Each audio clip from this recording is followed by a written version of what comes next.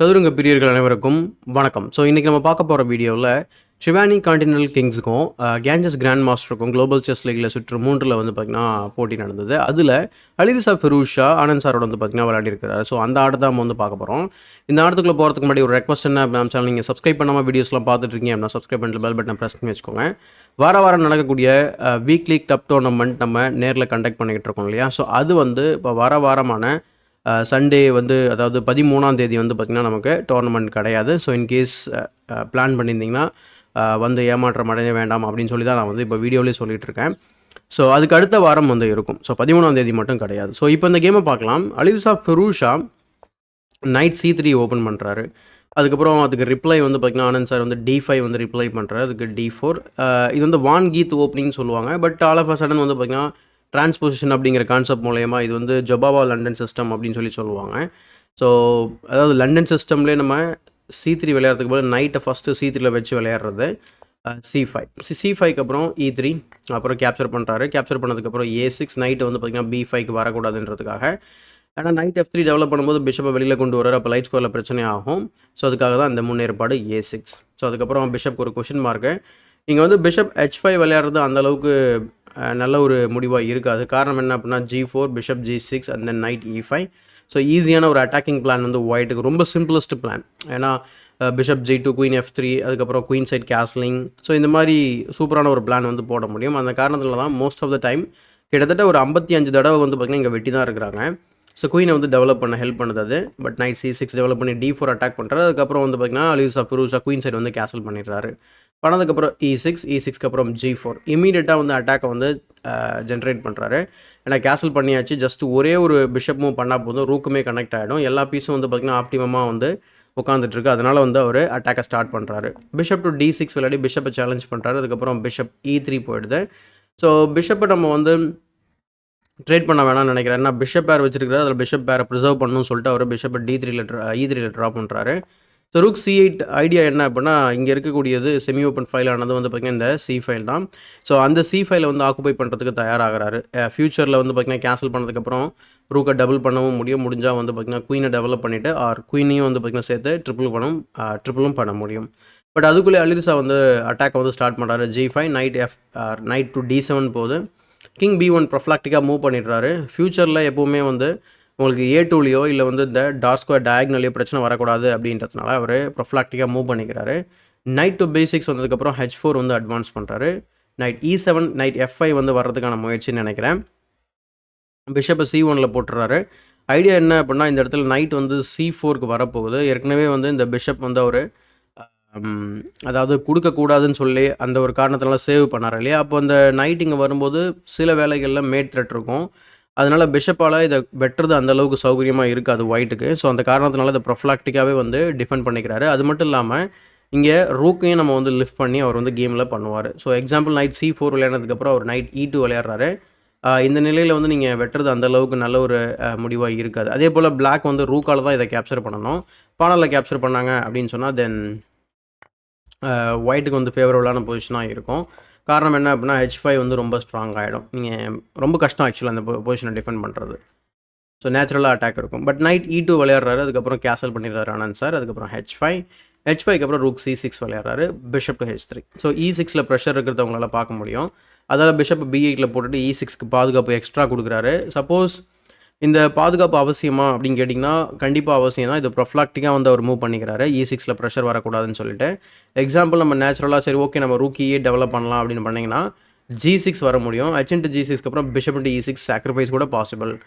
காரணம் என்ன அப்படின்னா, நீங்கள் நைட் G6 விளையாடி தான் ஆகணும். அப்படி விளையாடும் போது நம்ம ரூக்கை ஆக்டிவேட் பண்ணி அட்டாக் வந்து கண்டினியூ பண்ண முடியும். Example night H4 and then queen H5 அல்லது குயின் H5 தான் ரொம்ப ஸ்ட்ராங்கானமோ அதுக்கப்புறம் உங்களுக்கு பீஸும் கிடச்சிரும். ஸோ ஆளுநாள் வந்து பார்த்திங்கன்னா இந்த ரூக் E8 வந்து ரொம்ப ஒரு மோசமான ஒரு நகர்வாக மாற வாய்ப்புகள் இருக்குது.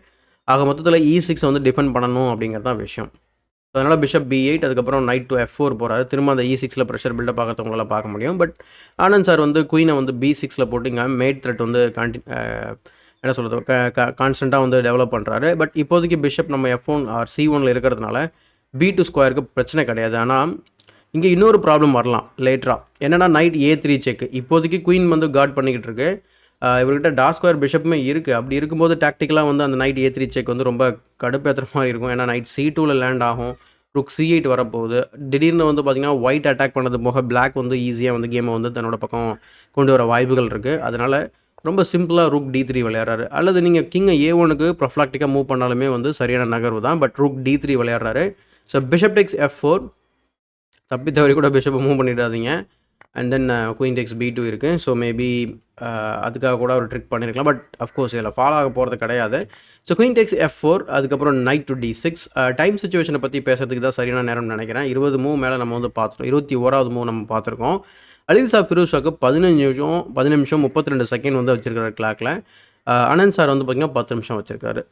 நமக்கு வந்து இன்க்ரிமெண்ட் இல்லை அப்படிங்கிறது தான் இந்த டோர்னமெண்ட்டோட மிகப்பெரிய ஒரு கொடுமை.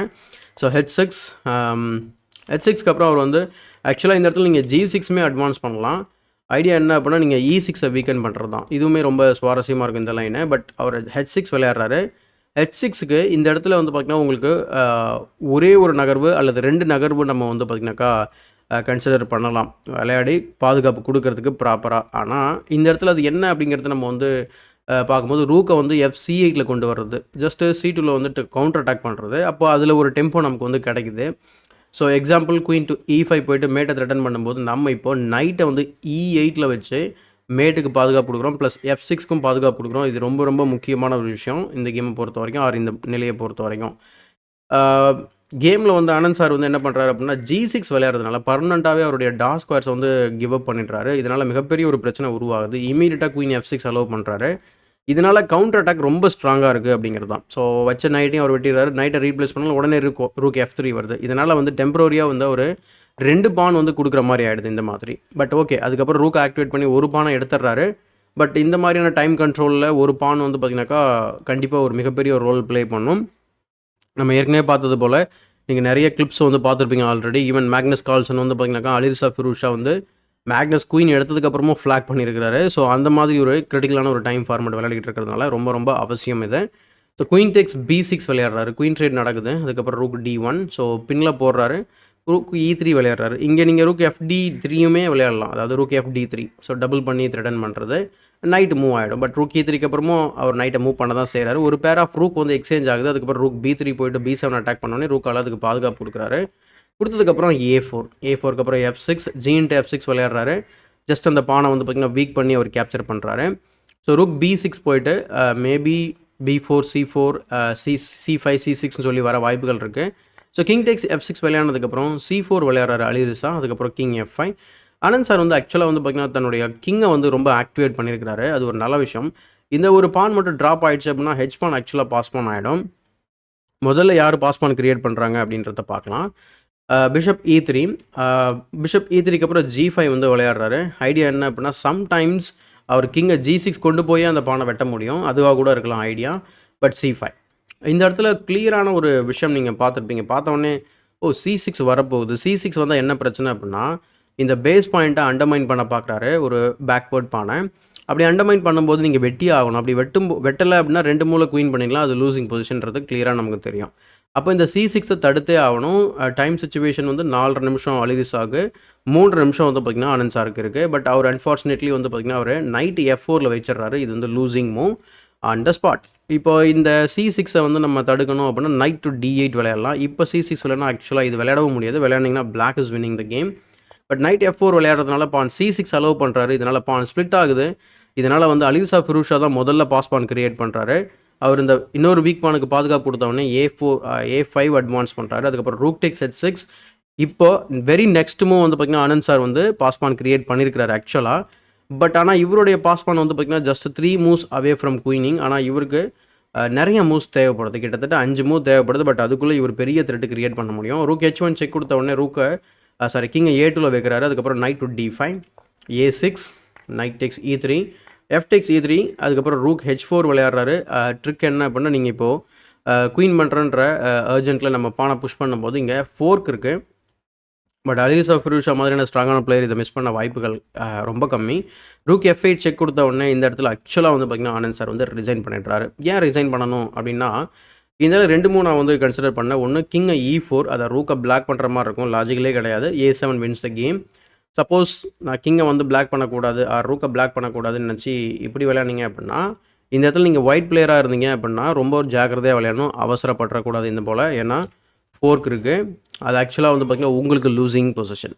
ஸோ அந்த காரணத்தினால இந்த இடத்துல வந்து கிங் B3 விளையாடி அந்த A4 ஸ்கொயரை கவர் பண்ணிட்டாலே போதுமான ஒரு விஷயம் தான். இதுக்கப்புறம் ஃபாலோ பண்ணுறதுக்கு அந்த பானை தடுக்கிறதுக்கு ஃபாலோ அப் கிடையவே கிடையாது. ஸோ இதோட வந்து பார்த்திங்கன்னா கேம் முடிஞ்சிடும். எக்ஸாம்பிள் அவங்க ரூக் H1 ட்ரை பண்ணுறதுக்குள்ளே A7 வந்துடும், ரூக் A1 வர்றதுக்குள்ளே பானை ப்ரொமோட் பண்ணிடலாம். ஸோ ரூக்கோட சப்போர்ட் இருக்கிறதுனால ஸோ குயினை ப்ரொமோட் பண்ணிடலாம். ஸோ அதனால் வந்து பார்த்திங்கன்னா இது லூசிங் பொசிஷன். அந்த காரணத்தினால தான் 47வது முறை ரூக் F8 செக் வச்ச உடனே இந்த பொசிஷனில் வந்து பார்த்திங்கன்னா ஆனந்த் சார் வந்து ரிசைன் பண்ணிடுறாரு. ஸோ நான் ஏற்கனவே சொன்ன மாதிரி இந்த ஃபார்மேட் பற்றி மேபி இது ரொம்ப மேபி இதை வைரல் ஆக்கிறதுக்காக கூட இருக்கலாம். ஸோ நிறையா ஏன்னா செஸ் வந்து பார்த்திங்கன்னா நிறைய இடத்துக்கு கொண்டு போய் சேர்க்கணும். இந்த மாதிரி கால்சன் தோக்குறாரு, அவங்க தோக்குறாங்க, இவங்க தோக்குறாங்கன்னு சொல்லும்போது இது ஆக்சுவல் நெகட்டிவ் மார்க்கெட்டிங். மார்க்கெட்டிங்கில் நெகட்டிவ் மார்க்கெட்டிங் இருக்குது. ஸோ இது மாதிரி ஒரு கான்செப்டாக கூட இருக்கலாம். ஸோ அப்படி தான் ஹான்ஸ் நீமன் அண்டு மேக்னஸ் கால்சனோட கதையும் இருந்தது. இது எல்லாமே எதுக்காக அப்படின்னா செஸ்ஸை வந்து அதிகமாக வந்து ப்ரொமோட் பண்ணணும் அப்படின்றதுக்காக. இது ஏன் வந்து ஸ்பெசிஃபிக்காக நான் பேசுகிறேன் அப்படின்னா, இப்போ நம்ம ரிசல்ட் போயிட்டு பேசுவோம். இதுக்கு முன்னாடி வந்து விளையாடின ரிசல்ட்ஸ் எதுவுமே நீங்கள் அதாவது முன்னாடி இருந்த ஸ்டாட்ஸ்லாம் உங்களுக்கு தெரியும் யார் யார் எப்படி விளையாடுவாங்க அப்படின்னு சொல்லிட்டு. பட் நீங்கள் ரிசல்ட்ஸ் பார்க்கும்போது ரொம்ப கொடூரமாக இருக்கும். ஸோ ஆனந்த் சார் வந்து தோற்றுருக்காரு, நிறைய தோற்றுருக்காரு. அடுத்து ஹிகாரு தோற்றுருக்காரு. பார்த்தீங்கன்னா ரிசல்ட்ஸ் உங்களுக்கு தெரியும். பட் நம்ம வந்து ஓவரால் ஸ்டாண்டிங்ஸை முதல்ல பேசுவோம். PBG அலாஸ்கா நைட்ஸ் அப்படிங்கிற டீம் வந்து பார்த்திங்கன்னா அனீஷ் கிரி லீட் பண்ணக்கூடிய ஒரு டீம். ஸோ அவங்க தான் வந்து பார்த்திங்கன்னா 12 புள்ளிகளுடன் மேலே இருக்கிறாங்க. அதுக்கு அடுத்து அலிரிசா ஃபிரோஷா இருக்கக்கூடிய அணி ட்ரிவானி கண்டினென்டல் கிங்ஸ் வந்து 6. அடுத்து மேக்னஸ் கால்சன் அணி வந்து பார்த்திங்கன்னா 6. UpGrad Mumba Masters I think Levon Aronian நினைக்கிறேன். ஸோ அவருடைய டீம் வந்து பார்த்திங்கன்னா 3 புள்ளிகள். Ganges grand master I think Levon விளையாடுறாரா தெரியல, I'm not sure. Ganges grand master தான் ஆனந்த் சார் விளையாடுற டீம். ஒரே ஒரு வெற்றி மட்டும் தான் பெற்றிருக்கிறாங்க இது வரைக்குமே. அமெரிக்கன் கேம்பிட் சிக்காரோ விளையாடக்கூடிய ஒரு அணி. ஸோ இதில் 3 புள்ளி அதாவது அவங்களும் வந்து பார்த்திங்கன்னா ஒரு வெற்றியை மட்டுமே வந்து பார்த்திங்கன்னா ஈட்டியிருக்கிறாங்க. ஸோ இதுலேருந்து என்ன தெரிய வருது அப்படின்னா இந்த ஃபார்மேட்ஸ் என்ன சொல்கிறது சுத்தமாக வந்து சூட் ஆகலை அப்படிங்கிறது தான். மேபி நெக்ஸ்ட் டைம் அதை மாற்ற வாய்ப்புகள் இருக்குது, இல்லை இதையே வந்து அவங்க கண்டினியூ பண்ணவும் வாய்ப்புகள் இருக்குது. ஏன்னா லாஸ்ட் டைம் வந்து அவங்க இன்க்ரிமெண்ட்டில் தான் விளையாடின மாதிரி எனக்கு ஞாபகம் இருக்குது. ஸோ இதில் மேட்சப்ஸில் வந்து நம்ம அலாஸ்கன் நைட் நான் சொன்ன மாதிரி அனீஷ் கிரி லீட் பண்ணுறாரு, கேஞ்சஸ் கிராண்ட் மாஸ்டர் ஆனந்த் சார். ஒவ்வொரு டீமுக்கும் இன்னொரு டைம் நம்ம வந்து பார்த்துக்கலாம் யார் யாருன்னு சொல்லிட்டு. Hikaru, Alireza Firouzja. ஆக்சுவலாக நான் வந்து லெவோன் அரோனியன் சொன்னேன், தப்பு தான் அது. அதுக்காக தான் முக்கியமாக நான் இங்கே வந்தேன். ஸோ மேக்ஸிம் பஷர் லெக்ராவ் தான் இங்கே அப்கிரேட் மும்பா மாஸ்டர்ஸ் லீட் பண்ணுறாரு. இந்த பக்கம் ஆலப்பென் SG பைப்பர்ஸில் மேக்னஸ் கால்சன் வந்து லீட் பண்ணுறாரு. ஸோ கண்டிப்பாக இந்த குயிக் அனாலிசிஸ் அண்ட் இன்ஃபர்மேஷன் உங்களுக்கு பயனுள்ளதாக இருந்திருக்கும்னு நினைக்கிறேன். அப்படி பயனுள்ளதாக இருந்திருந்தால் அந்த வீடியோக்கு ஒரு லைக் போடுங்க, மறக்காமல் மற்றவங்களுக்கு ஷேர் பண்ணுங்கள். இன்னும் சேனலை சப்ஸ்கிரைப் பண்ணல அப்படின்னா சப்ஸ்கிரைப் பண்ணிட்டு பெல் பட்டனை ப்ரெஸ் பண்ணி வச்சுக்கோங்க. இதே போல் ஒரு பயனுள்ள வீடியோவுடன் உங்களை சந்திக்கும் வரை உங்களிடம் விடைபெறுவது உங்கள் சதுரங்க சாணக்கியன்.